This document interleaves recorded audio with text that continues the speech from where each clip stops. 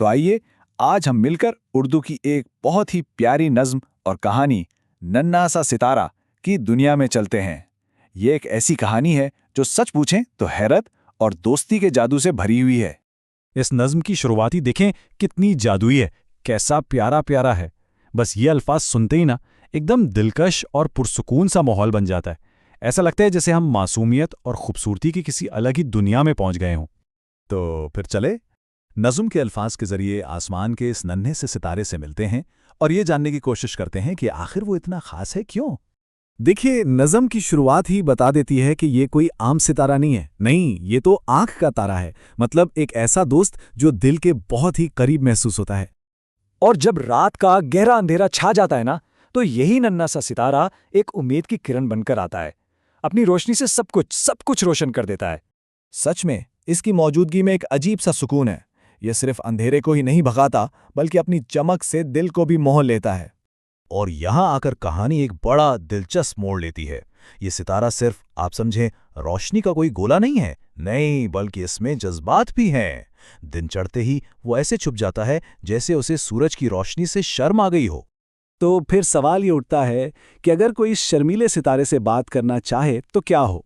यही वो सवाल है जो हमें नज़्म से एक कदम आगे ले जाता है, एक बहुत ही प्यारी सी कहानी की तरफ।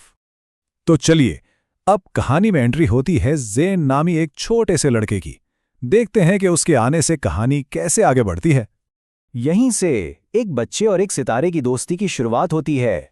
ज़ैन हर रात आसमान में अपने सबसे खास दोस्त चिंटू को ढूंढता था और यही बात उनके प्यारे रिश्ते को जाहिर करती है। ज़ैन की ये जो मासूम सी ख्वाहिश थी ना, बस यही इस जादू की वजह बनती है जो आगे चलकर होने वाला था। ये समझें कि दोस्ती की एक ऐसी पुकार थी जिसे आसमान ने भी सुन लिया था। और फिर वही होता है जिसका ज़ैन ने तसव्वुर भी नहीं किया था। कहानी एकदम हकीकत से निकलकर तख़य्युल की दुनिया में पहुंच जाती है। एक ऐसी दुनिया जहां आसमान और ज़मीन एक हो गए हैं। अब सितारे को भी एक आवाज़ मिल जाती है और वो अपनी दुनिया के राज ज़ैन के सामने खोलने लगता है। सितारा बताता है कि वो यहाँ क्यों आया है। वो कहता है कि हम सितारे सब बच्चों के ख्वाबों के मुहाफिज हैं। जरा सोचें, ये कितना तसल्ली बख्श और खूबसूरत ख्याल है, हर बच्चे को एक तहफ़्फ़ुज़ का एहसास दिलाने वाला। और जब ज़ैन सितारे के घर के बारे में पूछता ना, तो उसे आसमान में जिंदगी की एक ऐसी हैरत अंगेज तस्वीर मिलती है जहां बादलों के झूले हैं और चांद उनका बादशाह है। वाह! अब यहां देखें, नज़्म में जो सवाल पूछा गया था और कहानी में सितारे ने जो जवाब दिया, उनमें कितनी खूबसूरत हम आहंगी है।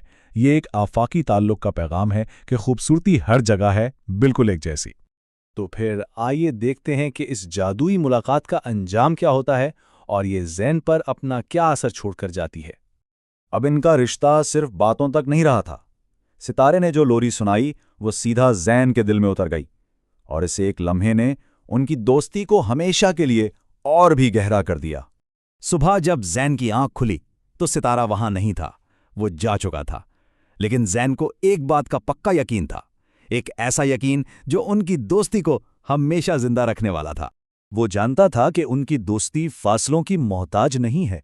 ये एक उम्मीद और यकीन का पैगाम है कि सच्चे दोस्त चाहे कितने ही दूर क्यों ना हो, वो हमेशा दिल में दिल के पास ही रहते हैं। आखिर में ये कहानी और नज़्म हमें ऊपर आसमान की तरफ देखने और सोचने पर मजबूर करती हैं। ये हमें एक सवाल के साथ छोड़ जाती हैं कि रात के आसमान से हमारा क्या ताल्लुक है, और ये जो खामोश सितारे हैं ये हमसे क्या कहते हैं।